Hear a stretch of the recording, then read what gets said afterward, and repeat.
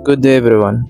We're going to know the principle of international environmental law. Principle of international environmental law.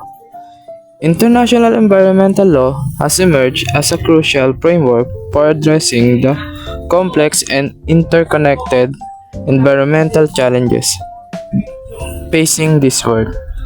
This body of law, encompassing treaties, customary law, and principle, aims to regulate human activity that impact the environment, promote sustainable development, and ensure the protection of shared resources.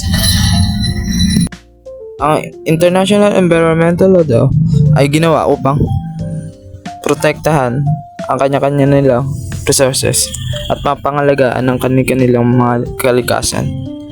At naglalayong din itong makipagtulungan sa iba't ibang bansa para maprotektahan ang kanilang mga resources. Key principle of international environmental law: state sovereignty. Countries have the sovereignty right to exploit their own resources, pursuing their own environmental developmental policies. However, it is increasingly recommended that this sovereignty is not absolute and must be balanced with the need to protect the global environment. Common concern. The global environment is a common concern of humanity. This principle recognizes that environmental issues transcend national boundaries and require environmental cooperation to address. Duty, not to cause environmental harm. Countries have the responsibility to ensure the activity within their jurisdiction or control do not cause damage to the environment of their countries or of areas beyond the limits of national jurisdiction. This principle emphasizes the responsibility of states to prevent transboundary environmental harm. Common but differentiated responsibility in view of different contribution to global environmental degradation. Countries have common but differential responsibilities.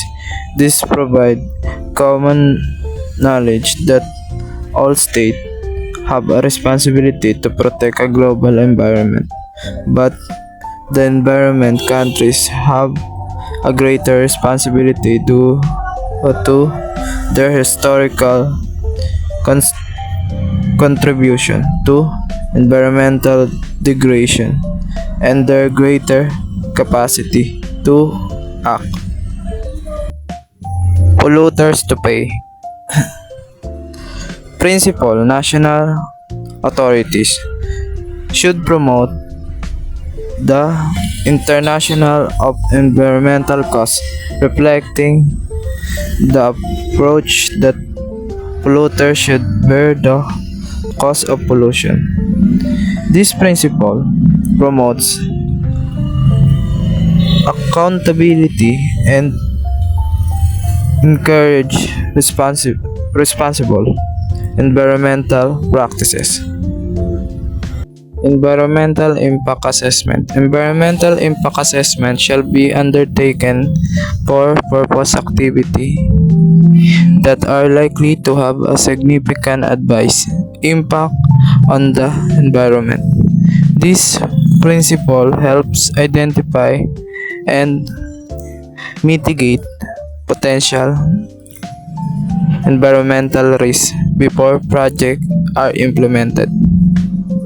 The precautionary principle, where there are threats of serious or irreversible damage, lack of full scientific certainty shall not be used as a reason for postponing cost-effective measure to prevent environmental degradation. This principle encourage priority measures to mitigate potential risks. Public participation. Environmental issues are the best handled with the participation of all concerned citizens. This principle emphasizes importance of transparency and inclusivity in environmental decision making. Notification and consultation. Countries shall provide period and time notification to and consult with potential affected countries on activity that may have a significant activity transboundary environmental effect. This principle promotes cooperation and help to prevent dispose by ensuring that affected states are informed and have the opportunity to participate in decision making. Peaceful resolution of disputes.